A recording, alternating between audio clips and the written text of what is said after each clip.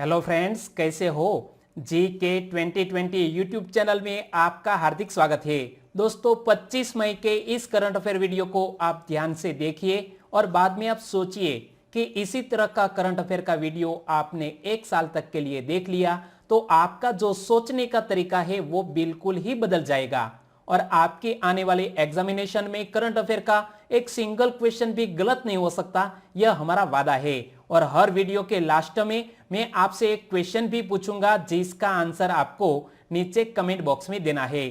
तो चलिए स्टार्ट करते हैं पहले क्वेश्चन से। पहला क्वेश्चन, निम्न में से किस स्थान का जर्दालू आम अपने अनूठे स्वाद और मांग के कारण दुनिया भर में विख्यात है। तो पहले तो यहां आप इमेज में देखिए, यह जर्दालू आम बहुत ही रसीले है। यह देखकर आपके मुंह में पानी आ गया, मेरे मुंह में भी पानी आ गया। तो यह जर्दालू आम बिहार के भागलपुर में पाए जाते हैं, यानी कि इस क्वेश्चन का सही आंसर है ऑप्शन बी, बिहार के भागलपुर में इस जर्दालू आम का उत्पादन होता है। और गुजरात के जूनागढ़ में केसर आम का उत्पादन होता है और महाराष्ट्र के सिंधुदुर्ग जिले में अल्फांसो आम का उत्पादन होता है। यह फैक्ट भी आप याद रख लीजिए, लेकिन फिलहाल चर्चा में है बिहार के भागलपुर का यह जर्दालू आम। और इसी के साथ यह मुजफ्फरपुर की लीची, तो याद रखो मुजफ्फरपुर बिहार की शाही लीची और भागलपुर बिहार का जर्दालू आम अपने अनूठे स्वाद और हर जगह मांग के कारण दुनिया भर में विख्यात है। और दोनों सुर्खियों में इसलिए है कि कोविड-19 के कारण लोगों का खाने का मन तो कर रहा है लेकिन घर पर पहुंच नहीं रहा है। और इसलिए पोस्टल डिपार्टमेंट ने हाल ही में यह प्रावधान किया है कि डाकिये के जरिए यह जो भी व्यक्ति चाहते हैं उसके घर तक पहुंच जाए। लोग ऑनलाइन तरीके से वेबसाइट horticulture.bihar.gov.in पर ऑर्डर पेश कर सकते हैं और लीची की बुकिंग न्यूनतम 2 किलोग्राम तथा आम की बुकिंग न्यूनतम 5 किलोग्राम तक के लिए होगी। तो इसी तरह का प्रावधान किया गया है और यह कदम उठाया है बिहार गवर्नमेंट ने। और इसीलिए कोई भी किसान है जो जर्दालू आम या इस शाही लीची के बेचता है तो इसके लिए यह काफी अहम कदम है। कोरोना वायरस को सीमित करने के लिए लॉकडाउन के कारण लीची और आम के उत्पादकों को फलों को बेचने के लिए बाजार तक जाने, परिवहन की परेशानियों का सामना करना पड़ रहा है। और इसलिए हाल ही में बिहार गवर्नमेंट ने यह कदम उठाया है, वो काफी अच्छा कदम है। और देखो, भारत सरकार के डाक विभाग और बिहार सरकार के बागबानी विभाग ने लोगों के दरवाजों तक शाही लीची और जर्दालू आम की आपूर्ति के लिए हाथ मिलाए हैं और इसीलिए सुर्खियों में रहा है यह बिहार। तो बिहार की कैपिटल का नाम क्या है? पटना। बिहार के मुख्यमंत्री कौन है? नीतीश कुमार। और बिहार के गवर्नर कौन है? फागू चौहान। और बिहार के उप मुख्यमंत्री कौन है? तो याद रखो सुशील कुमार मोदी बिहार के उप मुख्यमंत्री है। तो यह फैक्ट भी आपको याद रखना है। चलिए दोस्तों, अब बात करते हैं दूसरे क्वेश्चन की। HIL इंडिया निम्न में से किस देश को टिड्डी नियंत्रण कीटनाशक उपलब्ध कराएगा? तो हमारे भारत देश का HIL इंडिया ईरान देश को टिड्डी नियंत्रण के लिए कीटनाशक उपलब्ध कराएगा, यानी कि इस क्वेश्चन का सही आंसर है ईरान देश। तो देखो, लॉकडाउन से उत्पन्न लॉजिस्टिक्स एवं अन्य चुनौतियों के बावजूद HIL इंडिया लिमिटेड ने कृषक समुदाय के लिए बिल्कुल ठीक समय पर कीटनाशकों का उत्पादन और आपूर्ति सुनिश्चित की है। और यहाँ एक टर्म आया HIL इंडिया, तो इसका पूरा नाम क्या होता है? हिंदुस्तान इंसेक्टिसाइड्स लिमिटेड HIL का पूरा नाम है। और हमारे भारत देश के किसानों और ईरान के लिए यह हाल ही में प्रोडक्शन कर रहा है। तो HIL ईरान टिड्डी नियंत्रण कार्यक्रम के लिए 25 मैट्रिक टन मिलाथियान टेक्निकल का उत्पादन और आपूर्ति करने की प्रक्रिया हाल ही में कर रहा है। और आप सबको पता है कि टिड्डियों का जो समूह होता है वो फसलों को पूरी तरह नष्ट कर सकता है और इसी तरह का खतरा हाल ही में राजस्थान और गुजरात के कई सारे इलाकों में है। और बात करते हैं इसी के साथ ईरान देश की। तो ईरान से जुड़ा हुआ यह क्वेश्चन कुछ दिन पहले ही करंट अफेयर में था कि पहले सैन्य उपग्रह नूर को किसने सफलतापूर्वक लॉन्च किया है? तो इस नूर सैटेलाइट को सफलतापूर्वक लॉन्च किया है ईरान देश ने। तो पहले तो यहां आप मैप में देखिए, यह है ईरान जिसकी कैपिटल का नाम है तेहरान। और ईरान के अगल बगल में कौन कौन से देश स्थित है, तो Iraq, Turkey, Armenia, Azerbaijan, Turkmenistan, Afghanistan और पाकिस्तान जैसे देश स्थित है। और एक है पर्शियन गल्फ। तो याद रखो, ईरान की कैपिटल तेहरान, ईरान के राष्ट्रपति है हसन रूहानी, ईरान की करेंसी है ईरानियन रियाल, और ईरान का प्राचीन नाम है फारस, और क्षेत्रफल की दृष्टि से यह विश्व में 18वें नंबर का देश है ईरान। तो इतनी बात आपको याद रखनी है। तीसरा क्वेश्चन, हाल ही में डिजिटल इंडिया कार्यक्रम की सफलता की निम्न में से किसने जमकर तारीफ की है? तो हमारे भारत देश में जो डिजिटल इंडिया कार्यक्रम लॉन्च किया गया है, तो यह डिजिटलीकरण सामान्य तौर पर विकसित देशों में हुआ है, लेकिन हमारा विकासशील देश यह डिजिटल इंडिया कार्यक्रम में सक्सेस हुआ है और इसीलिए जमकर तारीफ की है पैट्रिशिया स्कॉटलैंड ने। यानी कि इस क्वेश्चन का सही आंसर है पैट्रिशिया स्कॉटलैंड। और यहां आप इमेज में भी देख सकते हैं इस महिला को। तो यह पैट्रिशिया स्कॉटलैंड है कौन? कॉमनवेल्थ की महासचिव है। कॉमनवेल्थ कंट्रीज का जो समूह है इसकी महासचिव है पैट्रिशिया स्कॉटलैंड, और उन्होंने भारत के इस डिजिटल इंडिया कार्यक्रम की जमकर तारीफ की है। उन्होंने भारत द्वारा डिजिटल टेक्नोलॉजी के द्वारा आम लोगों के जीवन में लाए सुधारों को गरीब और विकासशील देशों के लिए आशा और उम्मीद की नई किरण बताया है। और एक निजी चैनल में अपना इंटरव्यू देते वक्त इस महिला ने हमारे भारत देश के इस डिजिटल इंडिया कार्यक्रम की तारीफ की, और भारत ने डिजिटल इंडिया द्वारा जनता की आकांक्षाओं को तकनीक के नए प्रयोग के द्वारा नए अवसर सृजित कर और डिजिटल सेवाओं को कम दाम में लोगों तक पहुंचाकर सफलता पाई है। और हमारे वर्तमान केंद्रीय इलेक्ट्रॉनिक्स व सूचना प्रौद्योगिकी मंत्री कौन है? श्री रविशंकर प्रसाद, जो यहां आप इमेज में देख सकते हैं। चौथा क्वेश्चन, हाल ही में सुर्खियों में रहे गिलोय शब्द का सही अर्थ क्या है? एक चिकित्सकीय औषधीय पौधा है। जी हां दोस्तों, यह एक चिकित्सकीय पौधा है और इसीलिए इस क्वेश्चन का सही आंसर है ऑप्शन डी। और यहां आप इस पौधे को देख सकते हैं जिसका नाम है गिलोय। तो पहले तो आप समझ लीजिए कि आयुर्वेद में गुडुचि नाम से विख्यात गिलोय का उपयोग औषधियों में होता है, जिससे विभिन्न प्रकार के बुखारों जैसे कि वायरल बुखार, मलेरिया आदि तथा मधुमेह में उपयोग में लाया जाता है। और यह अर्क के रूप में, पाउडर के रूप में या क्रीम के रूप में उपयोग में लाया जाता है। और हाल ही में इसका जो उत्पादन होता है और इसका जो खरीद और बिक्री होती है, और इसीलिए यह सुर्खियों में रहा है। तो देखो यह कहां पर हो रहा है? थाने में शाहपुर की आदिवासी एकात्मक सामाजिक संस्था जो गिलोय और अन्य उत्पादों का विपणन करती है, उन्होंने एक बार फिर इसे साबित कर दिया है। गिलोय एक चिकित्सीय पौधा है और जिसके लिए फार्मास्यूटिकल्स कंपनियों से भारी मांग है, और इस मांग की वजह से यह जो आदिवासी एकात्मक सामाजिक संस्था में कार्य कर रहे जो समूह है वो काफी आमदनी अर्जित कर रहा है। तो महाराष्ट्र के थाने में शाहपुर की कातकारी जनजाति इस प्रवृत्ति से जुड़ी है, और इसीलिए आपको इस जनजाति का नाम याद रखना है कि कातकारी जनजाति इस प्रवृत्ति से जुड़ी हुई है, और वन धन योजना का लाभ उठाकर उन्होंने काफी आमदनी पाई है। और गृह मंत्रालय के वर्गीकरण के अनुसार कातकारी 75 विशिष्ट रूप से निर्बल जनजातीय समूहों में से एक समूह है यह कातकारी। पांचवा क्वेश्चन, हाल ही में राष्ट्रमंडल दिवस कब मनाया गया? राष्ट्रमंडल दिवस हाल ही में 24 मई को यानी कि कल ही मनाया गया। यानी कि इस क्वेश्चन का सही आंसर है ऑप्शन सी 24। तो इनसे जुड़ा हुआ एक और क्वेश्चन बनता है कि पहले राष्ट्रमंडल दिवस को किस दिवस के रूप में मनाया जाता था? जब पहली बार यह कॉमनवेल्थ डे मनाया गया तब इसका नाम था एम्पायर डे, लेकिन बाद में नाम चेंज कर दिया गया।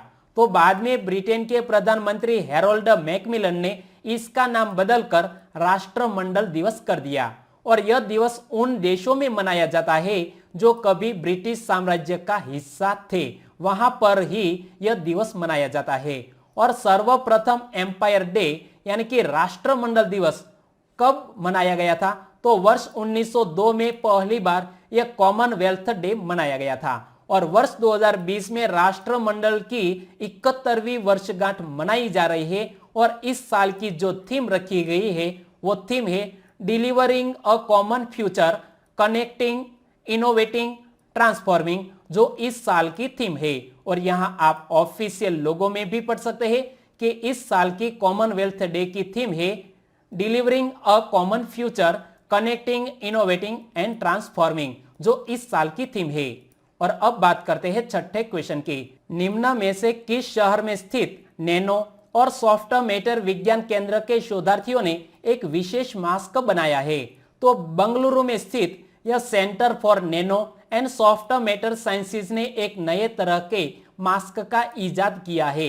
यानी कि इस क्वेश्चन का सही आंसर है बेंगलोर। तो देखो, centre for nano and soft matter sciences Bangalore, जो विज्ञान और प्रौद्योगिकी विभाग का एक स्वायत्त संस्थान है, उनके शोधकर्ताओं की एक टीम ने फेस मास्क बनाने का एक नया तरीका विकसित किया है। और इस मास्क का क्या नाम रखा गया है? इसे ट्राइबो ई मास्क नाम दिया गया है, जो दिलचस्प तरीके से बिना किसी बाहरी पावर के इलेक्ट्रिक चार्ज होने के कारण संक्रमण का प्रवेश रोक सकता है। और इसी तरह का मास्क हाल ही में बंगलोर में एक इंस्टीट्यूट ने बनाया है। सातवां क्वेश्चन, हाल ही में किस राज्य के एक स्व सहायता समूह की महिलाओं ने जिमीकंद का उत्पादन करके लाखों रुपए अर्जित किए हैं? तो यहां आप इमेज में देख सकते हैं, जिमीकंद का उत्पादन करके एक महिला स्व सहायता समूह ने लाखों रुपए की कमाई की है। और यह छत्तीसगढ़ का एक महिला स्व सहायता समूह है। यानी कि इस क्वेश्चन का सही आंसर है ऑप्शन ए, छत्तीसगढ़।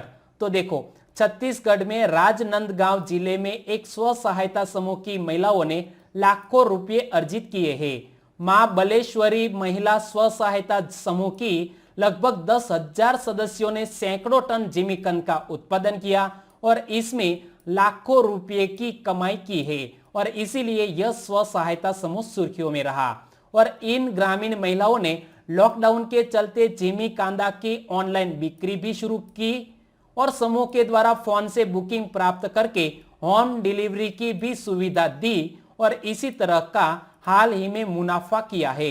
और बात करते हैं छत्तीसगढ़ की, तो छत्तीसगढ़ से जुड़ा हुआ एक और क्वेश्चन करंट अफेयर में था कि हाल ही में किस राज्य की सरकार ने राजीव गांधी किसान न्याय योजना शुरू करने का निर्णय लिया?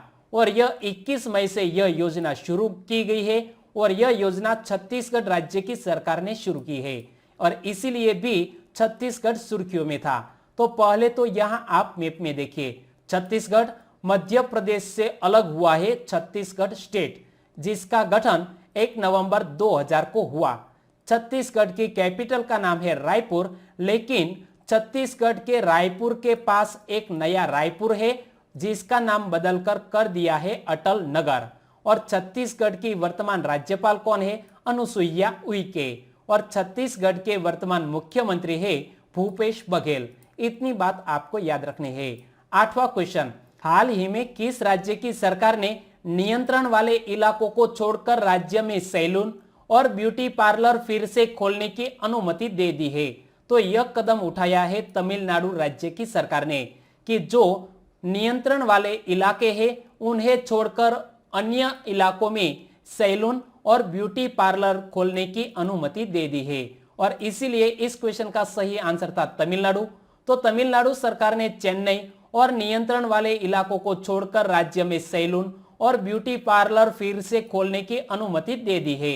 सैलून और ब्यूटी पार्लर सुबह 7 बजे से शाम 7 बजे तक खुले रहेंगे, लेकिन इनमें एयर कंडीशनर चलाने की अनुमति नहीं होगी।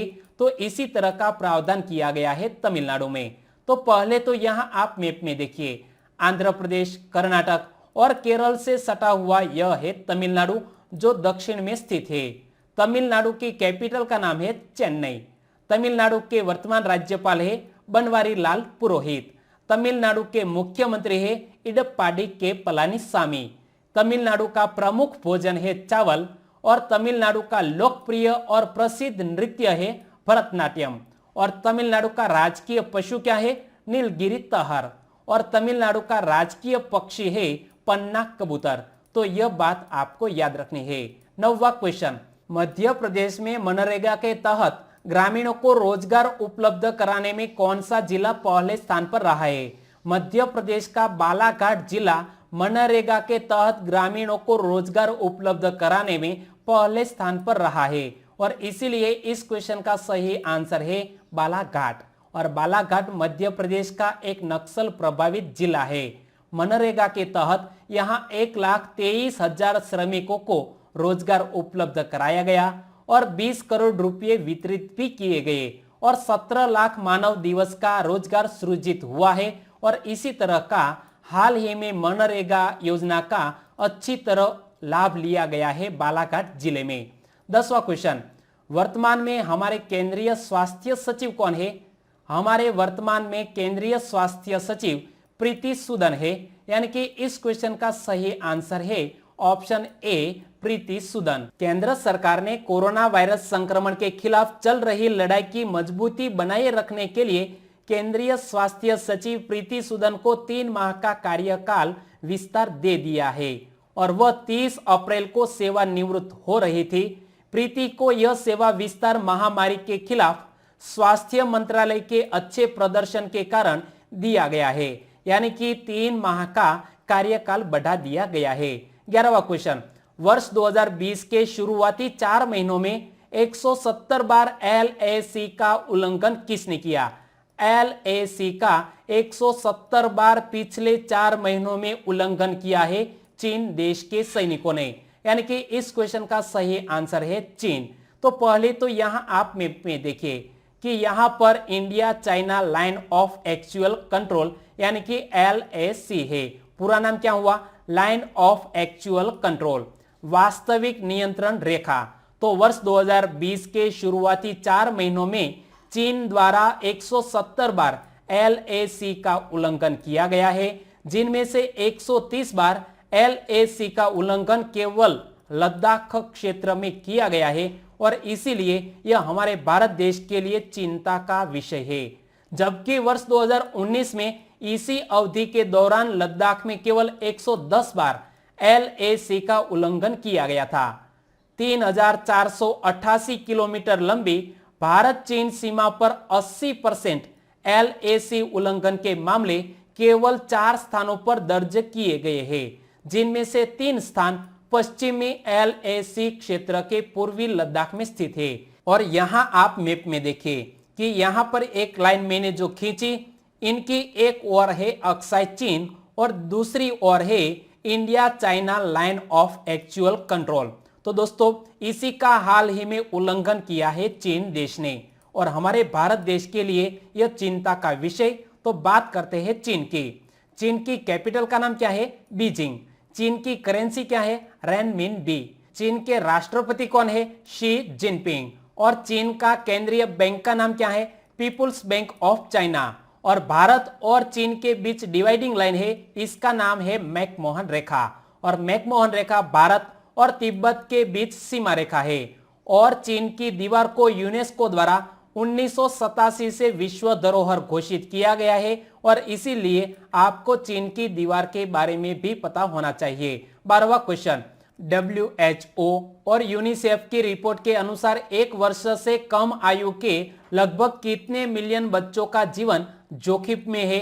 तो हाल ही में WHO यानी कि वर्ल्ड हेल्थ ऑर्गेनाइजेशन और यूनिसेफ ने आशंका जताई है कि कोरोना वायरस के संक्रमण के कारण और सही वक्त पर टीकाकरण न होने की वजह से तकरीबन 70 मिलियन 1 वर्ष से कम आयु के बच्चों का जो जीवन है वो जोखिम में है। यानी कि इस क्वेश्चन का सही आंसर है option C 70 million. Corona virus महामारी के कारण खसरा यानी कि मीजल्स, पोलियो और हैजा यानी कि कोलेरा सहित अन्य बीमारियों के खिलाफ टीकाकरण में बाधा उत्पन्न हो रही है और इसीलिए यूनिसेफ और WHO ने यह आशंका जताई है। और यदि किसी देश में लगातार 3 वर्षों तक एक भी पोलियो का मामला नहीं सामने आता है तो विश्व स्वास्थ्य संगठन उस देश को पोलियो मुक्त देश घोषित कर देता है और इसी तरह हमारे भारत देश को भी पोलियो फ्री इंडिया घोषित किया गया है। भारत में पोलियो का अंतिम मामला जनवरी 2011 को पश्चिम बंगाल में दर्ज किया गया था और विश्व स्वास्थ्य संगठन ने भारत को वर्ष 2014 में पोलियो मुक्त देश घोषित कर दिया है और यानी कि हमारा देश अब पोलियो फ्री है। और इसी के साथ बात करते हैं हम WHO की। WHO का पूरा नाम क्या होता है? वर्ल्ड हेल्थ ऑर्गेनाइजेशन, और यह संयुक्त राष्ट्र संघ की एक आनुषंगिक इकाई है।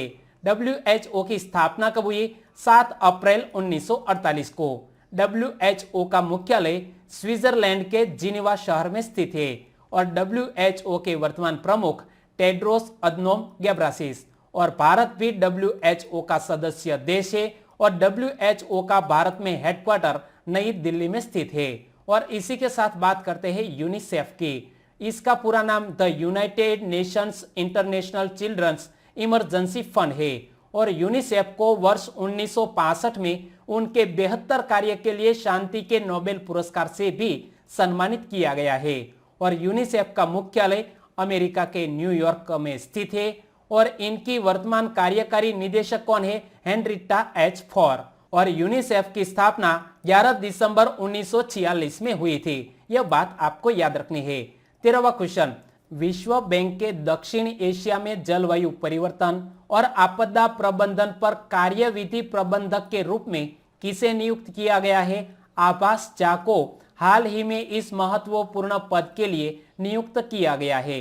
यानी कि इस क्वेश्चन का सही आंसर है आभास झा, जो यहाँ आप इमेज में देख सकते हैं। तो देखो, भारतीय मूल के अर्थशास्त्री आभास झा को दक्षिण एशिया में विश्व बैंक के महत्वपूर्ण पद पर नियुक्त किया गया है और आभास झा को जलवायु परिवर्तन और आपदा प्रबंधन की जिम्मेदारी सौंप दी गई है और इसीलिए आभास झा सुर्खियों में है। आभास झा ने साल 2001 में विश्व बैंक ज्वाइन किया था।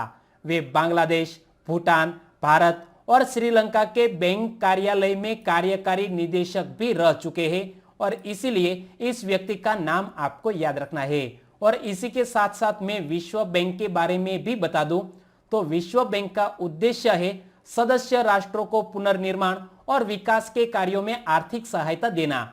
विश्व बैंक का मुख्यालय अमेरिका के वॉशिंगटन डीसी में स्थित है और विश्व बैंक की स्थापना जुलाई 1944 में हुई। विश्व बैंक के वर्तमान अध्यक्ष डेविड मालपास, विश्व बैंक की managing director and chief financial officer Anshula Kant, और विश्व बैंक किस सिद्धांत पर कार्य करता है? Working for a world free of poverty, यानी कि विश्व को गरीबी से मुक्त करने हेतु विश्व बैंक कार्य करता है। और अब बात करते हैं लास्ट वीडियो के क्वेश्चन की। तो पिछले वीडियो में मैंने आपसे क्वेश्चन पूछा था कि भारत सरकार ने वर्तमान दशक को निम्न में से किस दशक के रूप में घोषित किया है? भारत सरकार ने समावेशी विकास के लिए नवाचार का दशक 2011 से लेकर 2020 के दशक को घोषित किया है और इसीलिए इस क्वेश्चन का सही आंसर था ऑप्शन ए और आंसर सही दिया है शैलेश कुमार तबियाड़ और गजेंद्र नाहक ने इसके बारे में डिटेल में बताया। गजेंद्र नाहक गोवा से है और हमेशा इसके बारे में डिटेल में आंसर बताते हैं।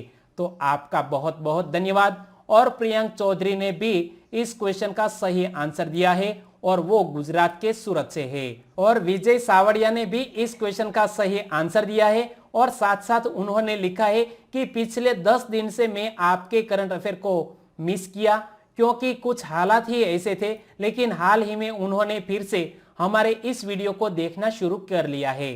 तो विजय सावड़िया, आपका फिर से स्वागत है। और इला जेठवा ने हमारी चैनल की तारीफ करते हुए लिखा है कि थैंक्स सर, आपकी टीम का ये प्रयास लाजवाब है और इसी तरह कई बार हमारी प्रशंसा आपने की है, तो इसी तरह से प्रशंसा करने के लिए बहुत बहुत धन्यवाद। और आज के वीडियो का क्वेश्चन ए रहा स्क्रीन पर, जमात उल विदा के संदर्भ में कौन सा विकल्प सही है? तो हाल ही में जब ईद उल फित्र मनाया गया तो आपको सोचना है कि जमात उल विदा का सही अर्थ क्या है और आंसर देना है नीचे कमेंट बॉक्स में। तो दोस्तों आंसर देना मत भूलिएगा। कल फिर मिलेंगे, तब इसी के बारे में फिर चर्चा करेंगे। तब तक के लिए टेक केयर एंड जय हिंद।